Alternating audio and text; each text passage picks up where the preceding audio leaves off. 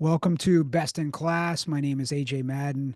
I have the honor and privilege of helping individuals and organizations become best in class at what they do. Today's guest is the one and only Ben Wilson, host of the legendary podcast, How to Take Over the World.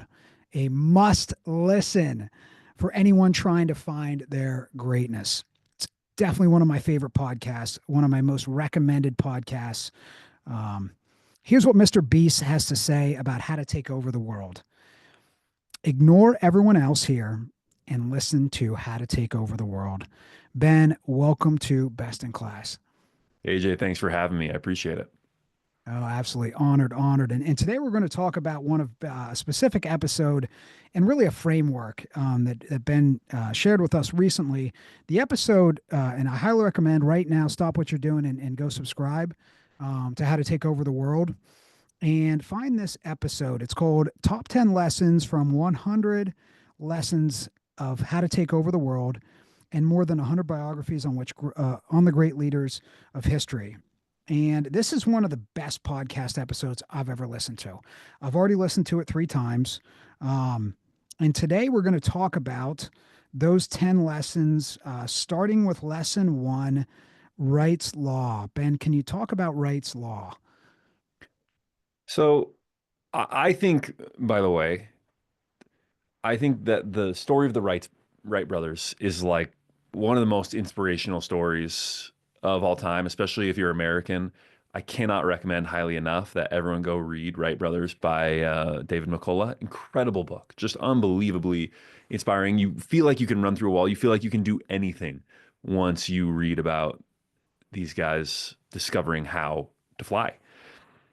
But I had this realization, I'm thinking about it. What is the thing that really set them apart? Because many people at the time were trying to figure out how to fly, and they were the ones that got there first. And they weren't obviously more intelligent. They were certainly not better funded. There's no obvious reason why they should have been the first to fly. And there are a couple things there, but one of the big ones was what they ignored. Steve Jobs famously said, "Focus is about saying no." And yet, so many times when people think about focus, they think about saying yes, about concentrating, about I guess just trying harder in order to focus. But it's really about what you cut out. And for the Wright brothers, that was we're just going to cut out thinking about the engine at all. Our hypothesis is that the propulsion actually doesn't matter that much in terms of getting something to fly. The propulsion, everyone's thinking about this, about what kind of engine do we need? How do we get it lighter? I think that problem is actually relatively easy to solve. The difficult thing to solve is control. That's their big insight, is if you look, they're looking at birds and they realize that these birds, if you look at a bird, you see they're adjusting their wings all the time, all these constant little mini micro adjustments. And they realize we just need to be in the air and figure out how to get control, how to fly something, how to stay in the air, and then how to get the wings right to get the right kind of lift. But after that, we can just slap an engine on it and it'll work. So they ignore the issue of propulsion of the engine until the very end. And is what they ignore that allows them to focus on the most difficult aspect of the problem of flight. And that's what allows them to succeed. Similarly, if you look at someone like Napoleon, he's this incredibly fast marcher. He moves extremely quickly. And how does he do that? Is it just that he is personally fast moving and energetic? Yes, that is part of it. But the other part is that he decides to just completely ignore supply lines. Don't worry about supply chain. We're just going to go and live off the land when we get there. So the idea is Wright's law is big breakthroughs often come not from something new, but from what you choose to ignore. And if you can figure out the thing that everyone thinks is important, but you realize is not important, then that can lead to a big breakthrough and you finding success. And that is what really allows focus, is finding that thing that everyone thinks is important, but you realize actually doesn't matter. Mm. And I've never heard someone put it the way you put it, Wright's Law, and the way you describe it. You look at that, though, if you really reverse engineer success, All great achievers, they did this to a certain extent or to a great extent. It was a reductionist philosophy. It was an essentialist philosophy of ignoring the things that didn't matter as much so they could focus on what really mattered. And that takes discipline and effort to be simple, as Steve Jobs would say. It takes effort and discipline to be simple and to reduce. Yeah, it's funny. It's one of those things that sounds so easy. Be simple, reduce, focus, say no, cut things out. It's one of the most bedeviling aspects of great leadership because it sounds so easy, but in practice is really, really difficult. And I think part of that is just there's the social pressure to focus and think about what everyone else is thinking about. And so you do have to have a strong ability, an independent streak in order to be able to just say, no, we're not thinking about the thing that everyone else is thinking about. We're going to be able to ignore that. Mm, that's a great point. It does take courage. It takes courage to be a contrarian and ignore what everyone else is doing and to potentially be ridiculed or challenged. Um, yeah, I think that's important, that emotional component of it. Having good mental tools like the 80-20 principle or the Pareto principle, as it's called, and really identifying what's the one thing. Um, and I think, Steve Jobs was great at this. I mean, once a year, he took his top 100 employees at Apple and they would go on a retreat and they'd talk about, here's all the things we're going to do next year. And they'd put it all on a dry erase board and they'd force them to identify the top three things.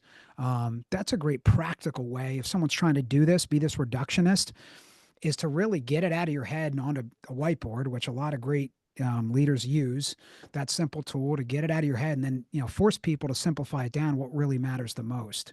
I think it's a good functional way to do it, but again, like you said, it takes discipline and effort and Well, courage. and the hilarious thing about that story with Steve Jobs at Next is he says, okay, we got these five things, but what is the most important? And everyone makes their case for why it's, we have to deliver on time, we have to deliver these technical specifications, we have to deliver at this price point, we have to, And so in the end, he decides, okay, you're right, we have to do them all. They're all the most important.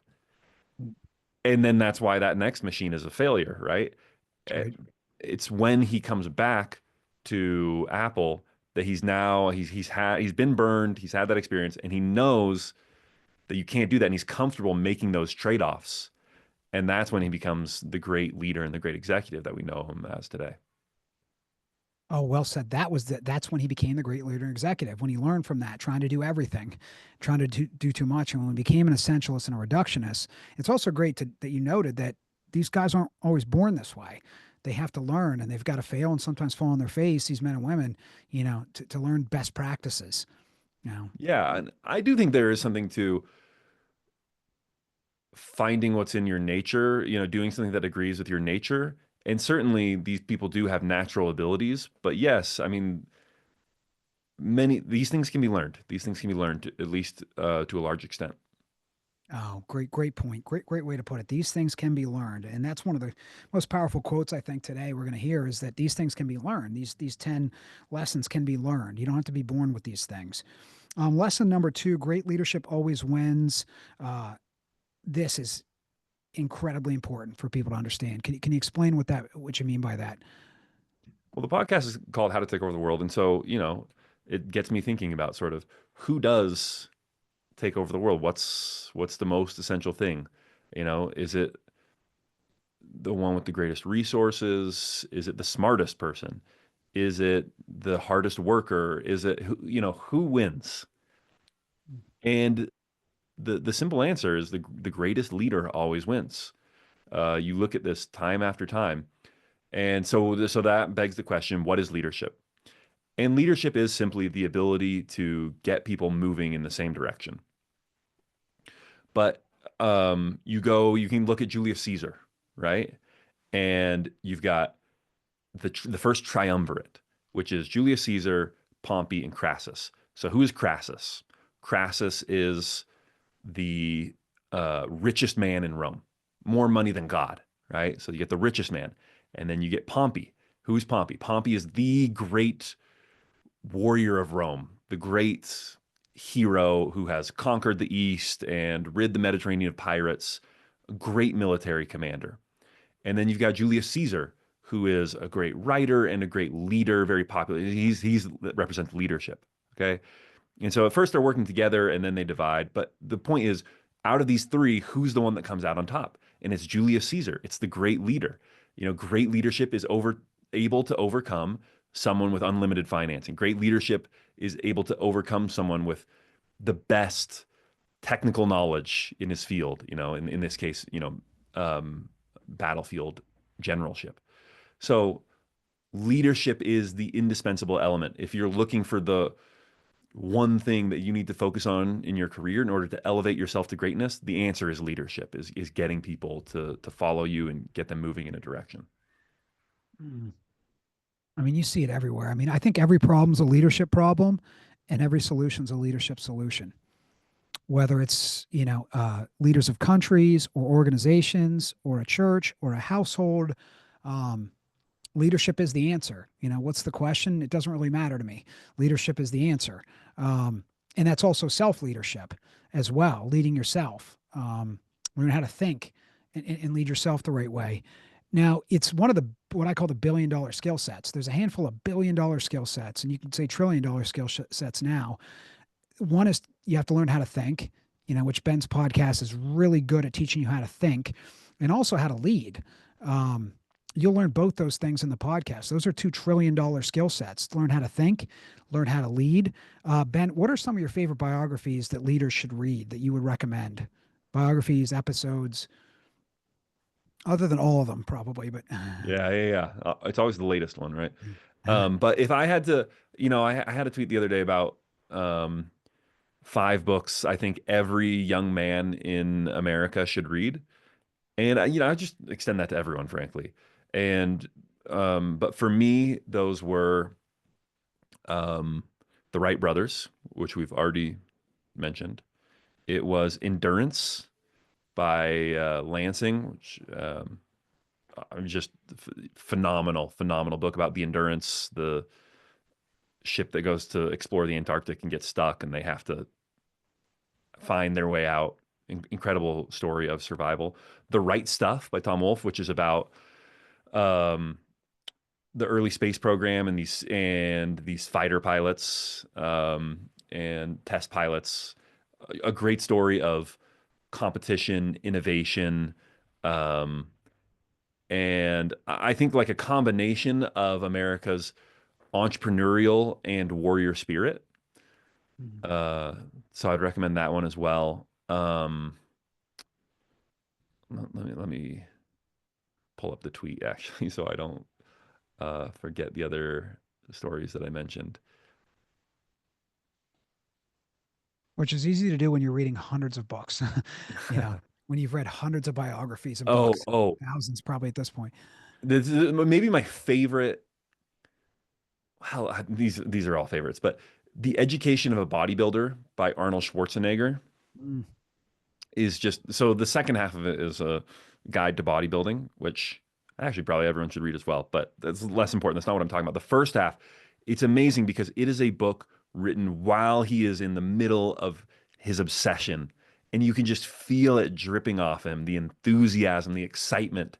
And there are few books that you can read that will just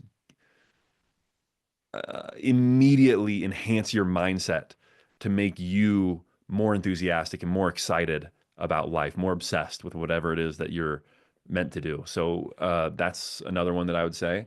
And then another one, again, sort of this idea of the combination of war and politics and entrepreneurship is it's not the best biography. However, Alexander Hamilton, I think, is not as well understood as he should be. As truly, I would put him in the pantheon of one of the 5 greatest Americans of all time.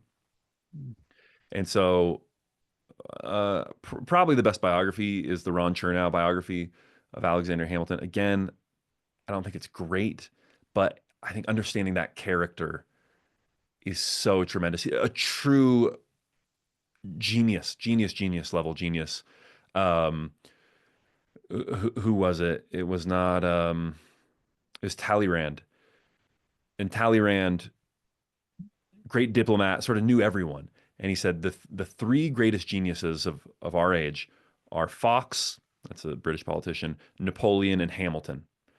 Mm. And if I had to only pick one, I would say Hamilton.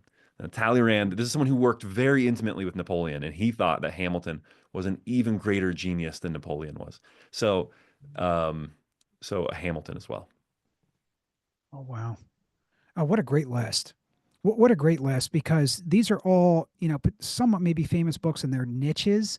So if someone really follows those individual niches that you talked about, they might know who, or they might be familiar with these books. But I mean, in terms of the masses, these are obscure books. These are books that most people have not even heard of or read.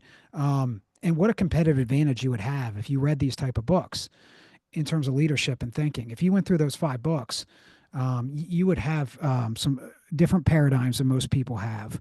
Awesome list. And as we go through these 10 things, number two, great leadership always wins. The other nine really support great leadership. So this is really a list for great leaders. And you can, as you listen to this episode and hopefully re-listen to it, that listen to it through the lens of great leadership. All 9, 10 of these things are about great leadership. Again, $1 trillion skill set, and something I believe that we need more of in 2025. I think again, leadership is the answer. What's the question? It doesn't matter. And this is a great list just for high impact leaders. Number three, vision. This is one of my favorites on this list because it's just crucial. Can you talk about vision? Well, one of the things that I love, I study very different people. And some of my friends joke that, Ben, you're the only person who read the story of Genghis Khan and thought this would make a great life coach. And as you read about very different people, often their lives are very different. And so when you are able to find links between Genghis Khan and Steve Jobs and Alexander Hamilton and Da Vinci, then that's powerful, right? These are very, very different people. And really, though, the one commonality that unites all of these people is vision. There's a great Genghis Khan quote. Let me see if I can remember off the top of my head. It is, without the vision of a goal, a man cannot hope to govern his own life, let alone the lives of others. So you have literally Genghis Khan talking about how important vision is. You can't manage your own life, let alone anyone else, without vision. And then you have great quotes by Steve Jobs, who talks about the role of a founder is to be the reiterator of the vision. Because at the beginning, everyone's like, yeah, the vision, great. But then as you go along, and you have all these steps, all of a sudden it starts to look like, whoa, that vision's pretty far off. And so he says, it's the goal of the founder to say, no, the vision is still there. We're still getting a step closer and keep reiterating the vision. So, vision is the indispensable thing. And I think clarity of vision is perhaps like the most important aspect of great leadership. Mm. Well said. I mean, it's foundational. It's 100% foundational. And to your earlier point about courage, it takes courage to, I call it a heroic mission. When I work with, my work and mission is to help high impact leaders elevate the world. And one of the most important things we can do is create a heroic mission, a mission that's aspirational and inspirational, something that gets people excited. And it's got to be a clear aiming point.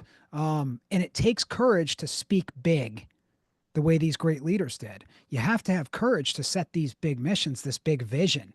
So courage is a key component. Simplicity is another key component, which we're going to get to here, setting simple goals so it's crystal clear. Your vision or mission, we should be able to put it on a bumper sticker, pretty much. It should be so simple that a 12-year-old could understand it. And then you've got to say it, to your point, over and over and over again. I mean, according to science, it takes between 7 and 21 times for something to sink in. So when you get sick of saying the vision and talking about it, that's when it starts to sink in. And when people get sick of hearing about it, that's when it starts to sink in. So I think it takes that, again, that courage to set it.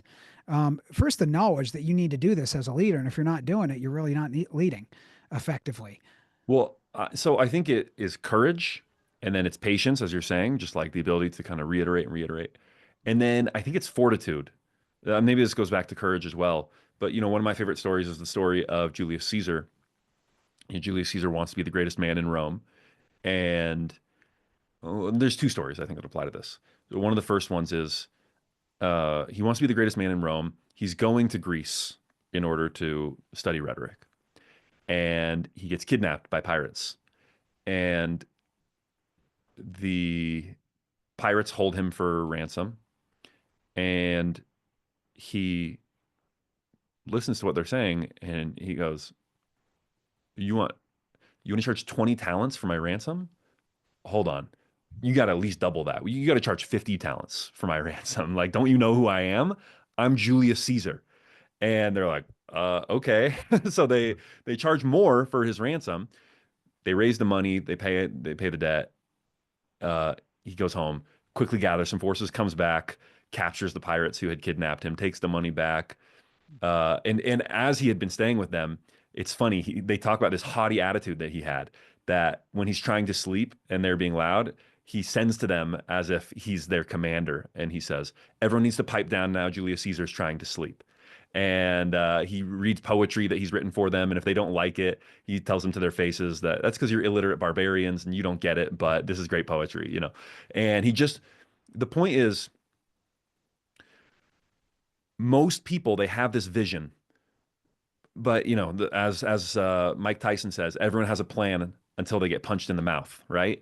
And the second they get punched in the mouth, the vision goes out the window, and you just go into survival mode. But someone like Julius Caesar shows, he gets punched in the, he gets kidnapped. He should be afraid for his life, and yet, in that circumstance, he doesn't forget his vision at all. Similarly, there's a story where he gets a foreign command in Spain, and he performs really admirably. And so he comes home to Rome, and he is outside of the gates of Rome with his troops, and he wants to celebrate a triumph. And for any Roman politician, a triumph is the pinnacle of your career. There might be one or two in any given generation, one or two triumphs.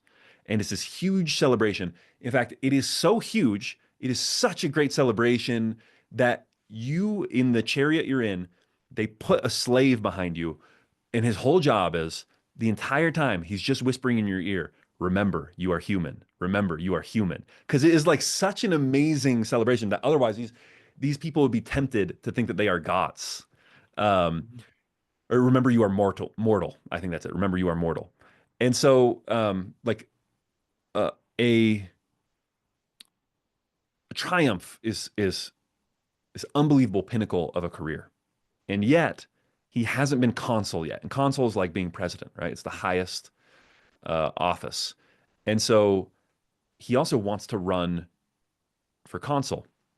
The problem is the timing, okay? And the timing has kind of been set up by his opponents in the Senate, where once you enter the gates of Rome, you forfeit your ability to celebrate a triumph. In other words, you cannot enter Rome until you are celebrating the triumph. You have to come through the gates in your chariot with the laurel wreath on, with the slave telling you are mortal, with everyone, celebrating. Once you enter before that, you revoke your right to be able to celebrate a triumph. Similarly, though, in order to run for consul, you have to actually stand for office. You actually have to be inside the gates and stand for election in order to run for consul. So if he goes in and runs for consul, he can't celebrate his triumph. If he waits to celebrate his triumph, he can't run for consul. And so he basically appeals to the Senate to say, hey, let me wait outside the gates and let me run in absentia. I'll have someone kind of stand for me. And he's hoping to broker a compromise. And when he gets news that the answer is no, the Senate has rejected his compromise, at 4 in the morning, boom, marches through the gates. No indecision at all, no second thought, because he knew what his vision was, and his vision did not end here, did not end with celebrating his triumph and calling it a career. This was the start of something, not the end of something. And so it's having that vision, even when you have a really exciting, enticing opportunity, being able to say, no, that isn't a part of my vision. And so, like, I think it sounds really easy. Oh, anyone can have a vision. Okay, oh, that's all it takes to be great, to be a great leader. Then anyone can do that. I can do that. I'm an ideas guy. I can have a great vision. No, no, no. Having a great vision is really hard because when you get punched in the mouth, it's easy to forget your vision. When things take a long time, you have to be patient. It's easy to forget your vision. When you have a great opportunity that seems really exciting, that isn't a part of it, it's easy to forget your vision. So, Mhm. in all those ways, having vision is actually much more difficult than it sounds. Mhm. Oh, I love that. I love that. Oh, every leader, I hope every leader can every high impact leader can understand exactly what you just said there. I never heard it put like that. What a great formula, as well as a cautionary tale. Okay, here's where you go to die. Here's where your vision will go to die. So don't go there. And here's what you have to do. Masters make the complex simple. That's a theme of this podcast. And you definitely made the complex simple for us to understand and execute on. Now, number four, demand excellence is closely tied, I believe, with great vision. Because you can have a great vision, but you also have to demand excellence. Can you talk about that? Yeah. So that's exactly right. Once you have the vision, you have to insist that other people live up to that vision.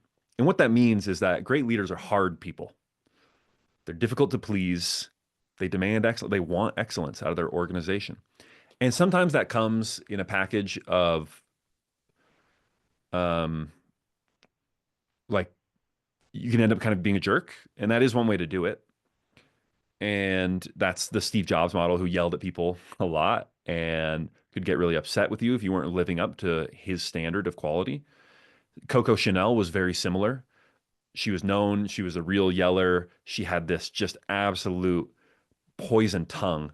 Her insults could be so venomous, Mm. and she wielded them very freely. Um, one of one of my favorite stories about Coco Chanel is she she's known for the little black dress, right? And so she wore these black dresses very frequently. And there was this other fashion designer who had um, designed this very, very colorful new fashion line. And he had fitted it out with lights and done this, he paid a ton of money to have it shown on a barge down the Seine River in Paris. And it had been a flop, just a total flop. And so um, he runs into Coco Chanel on the street, and she's wearing her black dress. She's wearing all black, and he tries to mock her. And he says, "Oh, Coco, what are you mourning?" And she looks at him and she says, "You, my dear." And Mm. it's like, oh, brutal fatality. But so you can do it in that way of the Coco Chanel, Steve Jobs of I'm gonna yell, I'm gonna demean you, I'm going to just bludgeon you um into living up to my standard, or you can do it in more of the Walt Disney sort of way, which is a more quiet way. And he would just say, again, again, can I see it again? What about one more way? That's not perfect. Why don't you try it again? And it was quiet and it was gentle, but it was no less really firm in insisting that everything had to be perfect and live up to his standard of excellence. So whether you run hot or run cold, either way, the thing that they have in common is that they insist on quality, insist on excellence. I love that you shared with us the nuance of demanding excellence because there's more than one way to the top of the mountain in terms of getting excellence. And one of my favorite sayings is don't argue, never argue with success. you know, whatever it took for them to get there, you have to decide which style you're going to use, or maybe even a combination of the two. You did a really, really good episode on John Wooden, where he was another one in the Walt Disney vein. John Wooden was recognized as the ESPN coach of the century, widely regarded as maybe the greatest sports coach of all time. He was more in, again, the Walt Disney vein. And again, you have to decide which way is more suited to your personality, and also what type of lasting damage do you want to do on people in terms of their mental health and other things. Well, I also think it's just what comes to your nature.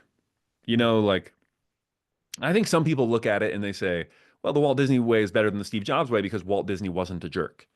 But Steve Jobs is Steve Jobs. Like I think just think you should be true to your nature and honest to who you are. And Steve Jobs' passion is part of what made him who he was. And if he had tried to subdue that and to communicate his demands for excellence in a more um, subdued way, I don't think it would have worked. And look, eventually he did, right? He got older, and as he got older, he was less likely to burst into tantrums and yell and scream and all this stuff. But the point is, I think that was just a natural part of aging, and that came naturally to him, and that he was just once again expressing what he honestly, naturally felt. And I think that's just what you should do. If you are a person who feels that way, you're passionate, and that passion comes out in a fiery way, and you want to yell and scream, then many great leaders have had a lot of success with that. If, on the other hand, you are someone who is more calm and more collected and expresses it in a firm but gentle way, then go with that. That's more than one way to skin a cat, as they say. That's right. That is great advice. Go with your natural inclinations, and make sure you get it right one way or the other. Yeah. Make sure you're winning. Whatever that choice you make sure you're winning. Because if you're quiet and you don't get results and you're calmer, then you may have to add some fire to your personality. If you are a jerk, you better be really good at what you do, if you're going to push people. So you got to get it right either way, whatever you choose. Yeah, that's great advice. And yeah, Steve did change as his career went on. I think it was a natural part of aging. He worked with Ed Catmull as well, at Pixar, as you know. And I think Ed was a great maybe mentor to him, or maybe that was the first time Steve saw someone who could lead a different way and be effective the way Ed was. And I think he just kind of gravitated towards that. I think it's really important to find your mentors, whoever they are, whether it's in through biographies or in person, or both. And as Ben said, go with your natural inclination, whatever that is, and then just make sure you get it right. Whatever it is. Um, Number 5, eat light, be obsessed. Yeah. Yeah. This is one of those things I talk about a lot, that this is funny little thread that I noticed early on that, it just says in this biography, there's just one line that Napoleon is a light eater early in his career. And then, it says the same thing about Julius Caesar. He was known for eating very light at dinner and not drinking very much. And then, the same thing is true of Thomas Edison and Vladimir Putin. And it goes on and on. And I think the common thread is not a dietary habit, but the fact that these people are so obsessed that they're like addicts and they can hardly be bothered to eat, to sleep. Basic human functions are like a chore for them because they are so obsessed. And I think you need to find that thing that you can be obsessed with in life. I think the way to think about it is as an addiction. I think that helps demonstrate how it's actually not totally healthy. You think about someone like Thomas Edison, and it's interesting reading his story. And there's a moment in his life where, like, basically, family and friends are worried about him because he's inventing and he's staying up all night. He's working in the day and then he stays up all night to invent. And he's haggard and his clothes are dirty and he's dirty and he's not showering that much. And he's selling personal possessions in order to fund his habit of inventing, to buy more materials, buy more electronics to invent with. And you just realize reading this, if you substituted inventing for like doing meth, it would be very clear what this guy is. He's an addict. And so I think finding that obsession, finding that addiction, that's what leads to greatness. When you find that thing that doesn't feel like work, that feels like play and just sucks you in. It's almost, there's a great quote from a TV show called Patriot. And the quote is, "We are what we can't stop doing." And I think that's the way to think about it. I think sometimes people think about passion the wrong way. You want to find that thing that you can't stop doing, that you have a compulsion towards. That's where you're going to find your zone of excellence, I think. Oh, great advice right there. Great advice. That's where you'll find your zone of excellence, which you can get a healthy or sometimes unhealthy obsession with. Yeah. Uh, yeah, that's right. Because you'll never be great at anything unless you can become obsessed with it. And you've got to find what you're naturally obsessed with, correct? Yeah. Well, yes. Although I will say, naturally obsessed. naturally, like most people are naturally obsessed with fentanyl, pornography, and video games. Like that's just, and I do think that's one of the dangers of the modern condition is that it's never been easier to find unproductive addictions. It's never been easier. And Right. so the first thing I would say is like so many people are dealing with an undiagnosed iPhone addiction. It's crazy.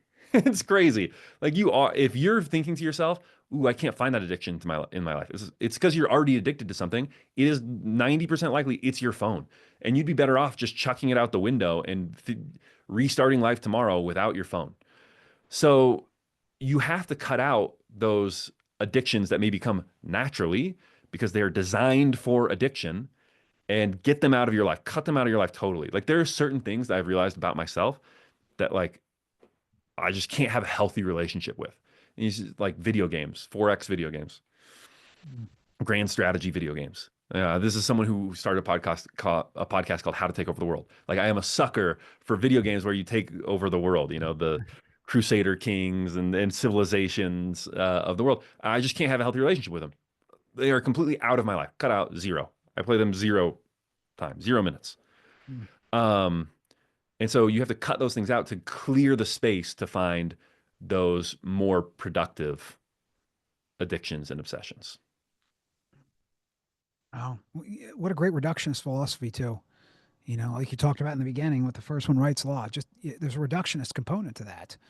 I love the cautionary tale on the iPhones as well. I appreciate you saying that. There's a lot of people maybe listening to this who never heard what you just said before, and it could be life changing for them. You know, in terms of the iPhones, Yeah, I mean, I, smartphones. I would just say that, like, look, anyone who spends 5 hours a day playing video games is like considered addicted to video games, right? Like someone gets home from work, 6 o'clock, logs on, plays until 11. You'd be like, that is not healthy. Um, and go check out your screen time. What is your screen time on your phone? It's like a lot of my friends, 5, 6, 7, 8 hours. And so I try and keep mine below 2 because 2 is kind of the bare minimum I need for my parents call. I want to talk to their grandkids and I FaceTime them for a half hour and, um, I'm listening, I'm doing work, I'm doing email, whatever. But like if I can keep it under 2, then I find that that's my healthy zone. Anyways, this is what this episode is about. But I do think that people should radically rethink, the vast majority of people should radically rethink their relationship with their phone. Well said. And I love how you quantify it to 2 hours. That's very prescriptive. Yeah. That's a good aiming point to think about. Number six, pain is where the progress is. Can you Yeah. talk about that one? So important. Yeah. This is one thing Schwarzenegger talks about, um, which is he talks about reprogramming his brain so that pain feels good because he just realizes it's not activity that creates progress. You can just, you can be active all day and accomplish nothing, right? Pain, from a weightlifting standpoint, is where the progress is. You have to reach that point of failure where it hurts. That's what triggers in your muscles. Okay, we need to get bigger. We need to get stronger in order to adapt to what is being, the load that we're being given. And the same is just true of life in general, that you're getting out of your comfort zone is where you're going to find progress. And, and that's just what you find over and over with these great leaders from history is that um, you can't stay comfortable. Once you've climbed one mountain, it's just time to find the next and go upward and onward. You know, Steve Jobs comes back to Apple and releases the iMac and saves Apple computers. And then releases the iBook, which is a successful computer, and could have kind of stayed there. You know, Apple, if all it was a computer company that sold MacBooks and iMacs and computers, it would still be a successful company and it would still be around. today, and it'd be, what, a $5 billion company, $10 billion company. Maybe I'm underselling it. Maybe even be a $50 billion company. Instead, he releases the iPod and the iPhone and the iPad, and it becomes a multi-trillion-dollar company. So you can never be content. Pain is where the progress is. That, and that's never. It's never comfortable to try and tackle something new. It's always going to hurt. That's the whole point. But if you can reprogram your brain to find pain pleasurable, then you have just unlocked unbelievable growth for yourself. I'll give you one example. I'm doing door-to-door sales. Door-to-door sales suck. Have you ever done them, AJ? I have. So mentally taxing, so mentally taxing, right? Just, I mean, that's the thing you see in door-to-door sales. Tons of people just wash out, just can't take it. Just can't take people slamming doors in their face all day. So hard. And so at one point I tell myself, okay, this is not working. Like I'm going to burn out. And so then I set a goal for myself to just get 20 doors slammed in my face every day. Okay. Just let's get rejected 20 times every day. That's just start off what I'm going to think. And so then it totally reprograms everything because I show up Sure. to a door. What do I expect? I expect failure. And the person opens the door and says, uh, no. Boom, slams the door. And I think, great, I'm one step closer to my goal. Now I can only win because if I knock on the door and they say yes, then I just got a sale. And if I knock on the door and they say no, then I just got closer to my goal of getting rejected 20 times every single day. And before I know it, it's hard to reach my goal of getting rejected because I'm now so enthusiastic. My attitude is better. I am getting to the doors faster. I'm living in that pain. I'm feeling good about it. I've reprogrammed my brain to feel good about it. And now I'm having trouble reaching my failure goal because I'm succeeding so much. So if you can just kind of figure out to reframe it, reprogram it, where the pain that is leading to progress is feeling good to you, then wow, like people can't stop you from succeeding. That might be quote of the year on the podcast. People can't stop you from succeeding when you reframe pain that way. Yeah. So important. Great reframe for any entrepreneur or salesperson, the way you described it there. Rejection, each rejection, 20 no's each day. I'm one step closer to a yes. Every entrepreneur needs to understand exactly as you just put it and to be able to reframe it that way and then take the action step, go out and get those 20 no's. I found your principle here. I mean, it applies to everything in life. I call it the heroic choice. Run towards the pain, run towards the fear.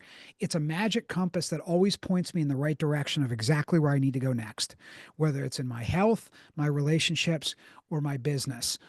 It's just magical. And if you can only take one from this list, and I suggest you take all 10, maybe pain is where the progress is, might have the biggest impact overall on every aspect of your life. Um, Charisma is in the eyes. So important for leadership and just maybe persuasion or just success. Thank you for this Oh, one. I like to mention it because there aren't many hacks. We talked about vision. Oh, vision seems like a hack. It's not a hack. It's incredibly difficult, right? Charisma is in the eyes is the one thing I can tell you that you can start doing in the next hour, and you're going to start seeing things change for you. And that is you just see it over and over and over and over again. That, what do these people look like? Okay. People describe them a lot of ways. They're short, they're tall, they're fat, they're skinny, they are handsome, they're ugly, or whatever. But always, whether it's Rockefeller or it is Genghis Khan or it's Steve Jobs or it's Alexander Hamilton or it's Joan of Arc or it's Coco Chanel, they all say, but there was something about their eyes. And it has this magical persuasive effect. So, what is it about their eyes? One of the things that they all do, and it's something that can be learned, Steve Jobs is something that he really focuses on and manages to incorporate, is they stare at you unblinkingly. They just stare. And you will notice there's two things about this. Number one, it really draws people in. Number two, if you just stare at someone and you don't blink and you just look them in the eyes with this intensity, then you can't help but be more interested in them. It unlocks something in you where all of a sudden I'm staring at you, and where I was like kind of 80% into the conversation before, now I'm 100% in the conversation, because a lot of times um, form precedes attitude, right? You know, you see studies on this that if you smile, you're not feeling happy, but you smile, it can make you happy. The form precedes the attitude.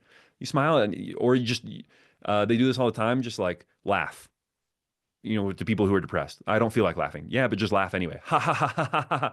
And all of a sudden, just like the act of laughing makes you feel better. It's the same Right. thing. Like if you just stare at someone who maybe you weren't that interested in the conversation before, now you are interested in the conversation, and people can feel that interest, and now they feel important. And making people feel important is the number one way to charm someone. So if you just stare at people, you charm them, and it has this almost magical effect of bringing them in to whatever it is that you're trying to do. So if someone wants one thing that they can do in the next hour that will immediately start to turn their life around, just stare people in the eyes. Really, it can feel uncomfortable at first, but just stare. Don't blink. And you're going to find that this has this magical effect. All of a sudden, people are persuaded by you, they're charmed by you, they're more open to your ideas. Mm. Oh, beautiful challenge. To everyone, next hour, give it a shot. It is magic. I've worked on eye contact over the years myself. I think it's important. I think it's important to be present with someone, and give them your full attention. Um, and I think it's when you do that, you become extremely rare and special. When you can give someone your full attention, whether it's your loved ones or a team member or just someone you're talking to at the clerk at the grocery store, you can make them feel special, in those moments. And as one of my mentors, good friend and mentor, Gannon Baker, um, says, your presence is a present, and you're really giving them a gift when you do it exactly as Ben teaches us here. Uh, Haley's Law or Halley's Law, however you prefer to pronounce it. Can you talk about that one? Such a great law. So Isaac Newton is one of the great people of all time, frankly. Just one of, he's probably the most intelligent man to have ever lived. Unbelievable intellect. And he has one burst of achievement early in his career where he sort of invents calculus during this pandemic and whatever. And then he goes through like a long kind of fallow period where he's doing good work at the University of Cambridge, um, but nothing too groundbreaking. And then he's got this friend, I think his first name's Edmund Hawley or Haley. Again, kind of depending on how you pronounce it, or Halley, it also gets pronounced. Anyway, and he is brilliant in his own right. He's brilliant. He's a genius. He's not an Isaac Newton level genius, of which there have been like three in world history. But I mean, anyone else who knew Edmund Hawley would say, I mean, this is the most intelligent guy I've ever met in my entire life, right? Great physicist, great scientist. But whereas Isaac Newton is a 10 out of 10 intelligent, I mean, frankly, an 11 out of 10 intelligent, but like a 2 out of 10 social skills. Um, Edmund Hawley is like a 9.9 out of 10 intelligence and an 8.8 out of 10 in terms of social skills. Like he had good social skills. And so here's someone who befriended Isaac Newton. Isaac Newton was probably a little bit autistic, incredibly prickly, could not form friendships well. But Edmund Hawley was able to break through that, become friends with him, coax him out of his shell. And he's the one who says to Newton, wouldn't it be great if we could explain exactly why it is that the planets have the orbit that they do around the sun? And he gives him this challenge. And Newton says, I could do that. I can do that. I have the learning, I have the understanding, I've invented calculus. I can do this. And so Hawley says, do it, and gives him the funding and gives him the support and writes him the letters and just continually tells him when he gets depressed, no, you're the man, you can do this. And the result is that Newton writes Principia, which is the greatest scientific work of all time and just one of the great human accomplishments of all time. You know, like you think about um, like Da Vinci, Michelangelo, and Principia is like one of those. The moon landing, like Principia is one of the great achievements, is one of the things that, like, frankly, justifies human existence, the fact that Principia exists. And it never would have existed without Edmund Hawley. And so the point is, there are very few of us, and I'm not saying I'm one of these people. I'm just saying in humanity, there are very few people who are destined to be a Napoleon or a Julius Caesar or an Isaac Newton. And if you're not, there's no shame in that. And the greatest thing that you can do is be an Edmund Hawley, is find one of those great leaders, one of those great thinkers, and support them and do what you can to build them up. Because um, Edmund Hawley now deserves his place in the pantheon of great people of all time. And it never would have happened on his own, doing his own thinking. He just wasn't that level of scientist. Um, but he was able to accomplish great things by supporting Isaac Newton, things that never would have existed otherwise. And as you talk about it, I can think about it in every discipline, whether it's business or science or politics. There's been these type of partnerships. I think of them as partnerships where they both were good for each other. Um, you look at, say politics. Um, James Carville was supported Bill Clinton. James Carville, genius political strategist. Bill Clinton maybe never would have got elected without a Carville. Carville wasn't as famous, wasn't front and center like Bill. That's one example from politics. There's examples in business of that for sure. Yeah, there's a great one from writing. Samuel Johnson and oh gosh. Samuel Johnson is this great writer. He does one of the first English language dictionaries. Great playwright. Just unbelievable contributions to the English language. And similarly, I can't remember the name of the guy, and that's the point. No one really remembers the name of the guy, but um, he has this associate who really kind of builds him up, helps fund him, helps promote his works, like just does everything, and builds up Samuel Johnson, and the English language is forever greater for it. So yes, that's true. Business, science, politics, art, all of them. Uh, I think there's a role for those type of people. That's a beautiful thing. Set simple goals. This ties directly into, I think, having that great vision and demanding excellence. I think these are a good triumvirate for leaders. Set simple goals, but also just for life. Yeah, that's right. I think you've heard of SMART goals, Sure, and what SMART goals are: specific, measurable, accountable, uh,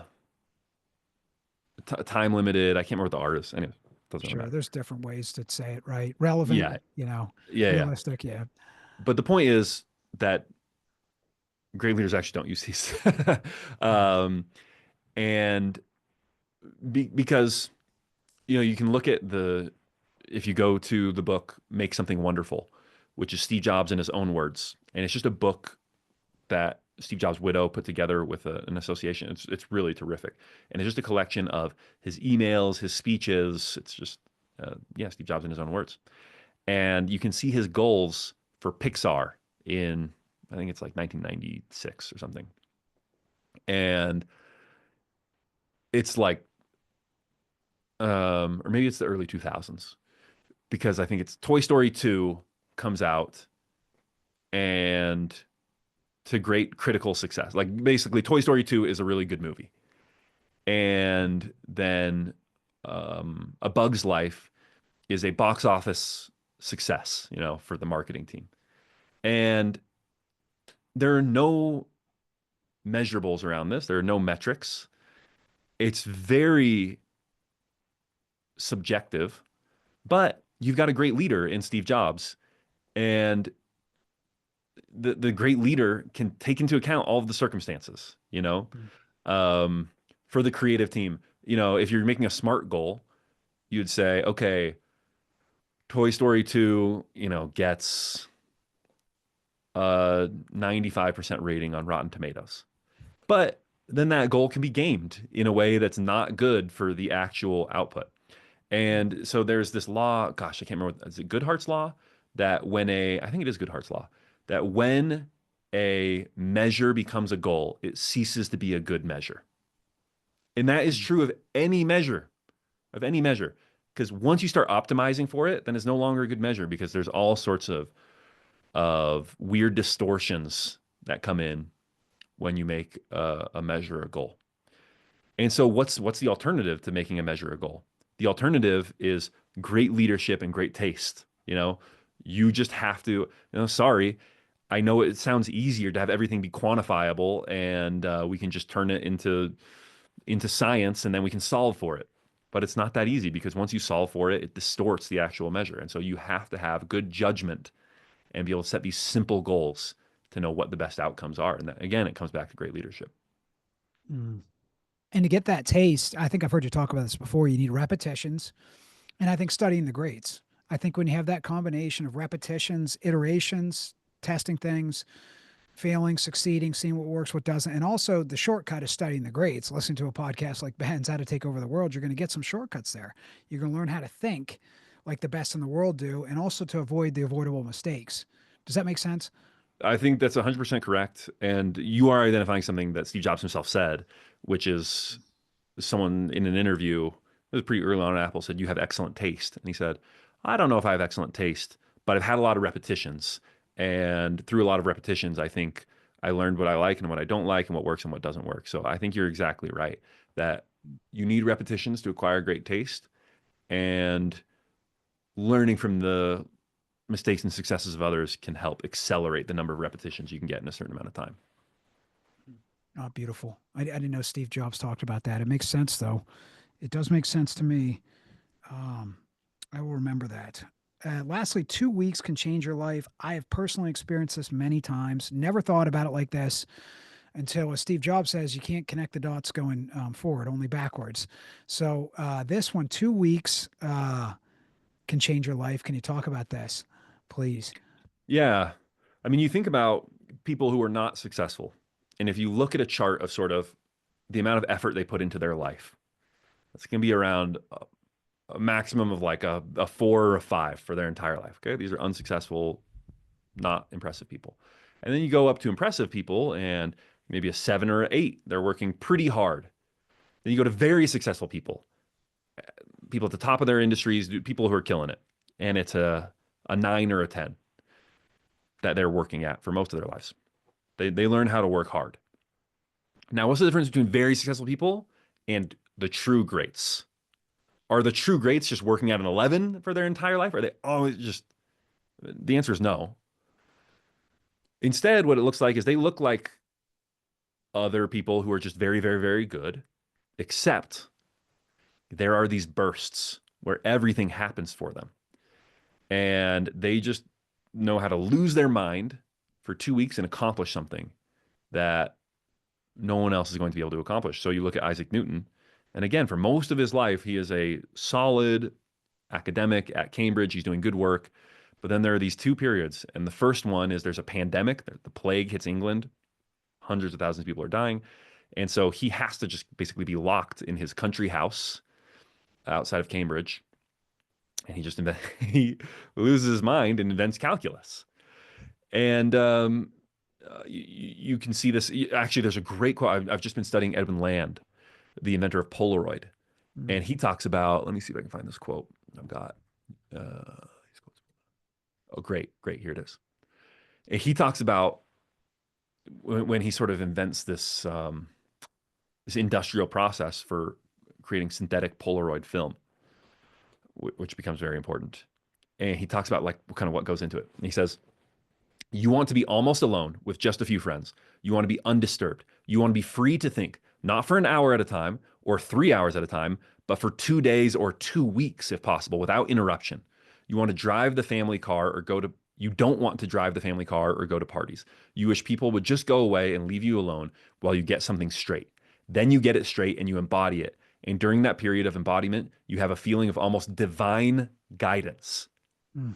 Then it is done, and suddenly you are alone, and you have to go back to your friends and the world around you and to all history to be refreshed, to feel alive and human once again."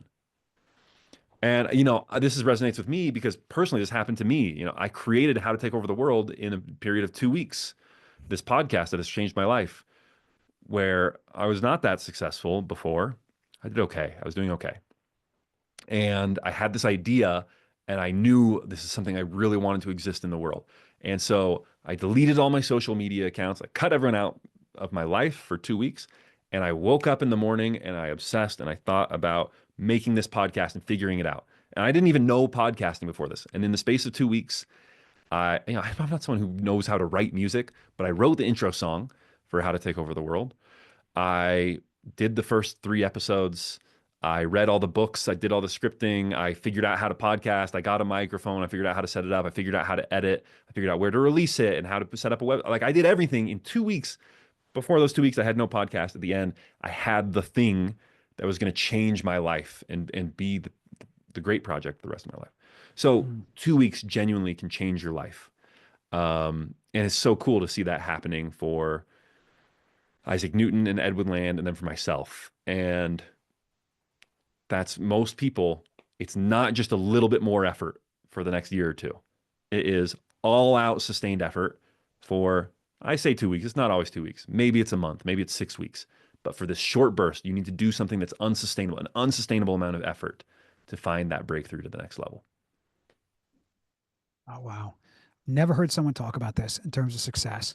And what a great challenge to everyone listening. Find that thing that you can get obsessed with for 2 weeks and make that breakthrough in your life, in your work, your career, even your health, potentially, your relationships.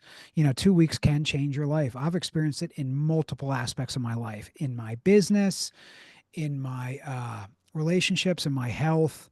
And it is doable for 2 weeks. I mean, you can do almost anything for 2 weeks, for a month.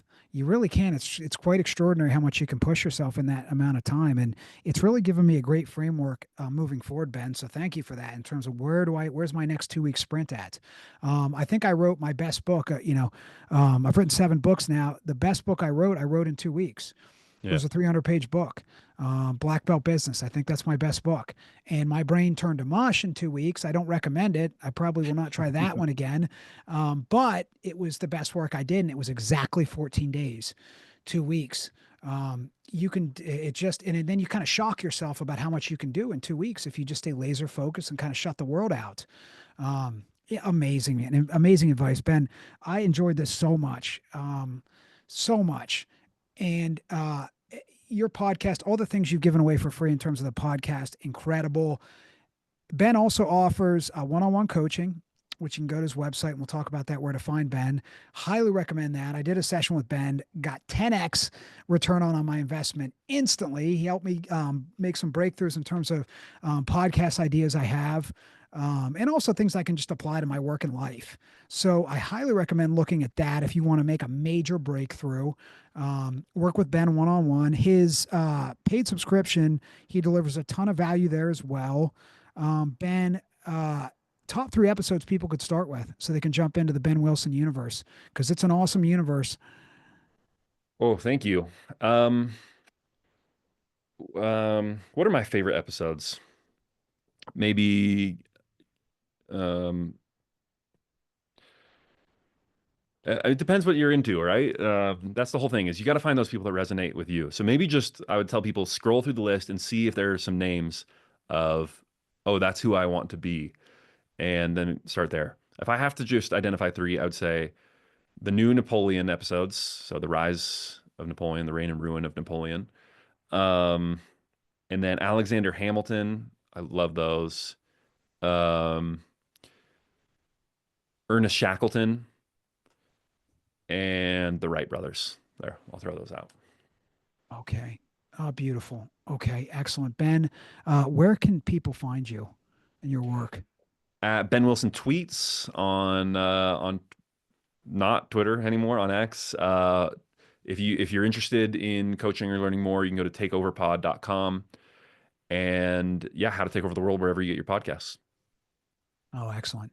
Ben, thanks for everything. Thanks for all the very actionable steps that we can take here as well. We didn't just talk theory here, we talked about actionable steps. So I challenge everyone listening, pick one thing you learned from Ben today and take some action on it, and go to How to Take Over the World and pick one podcast that interests you and start listening, because it will point your life in a much better direction as it has mine. Ben, thank you, sir. I appreciate you. Thanks, AJ. This has been great.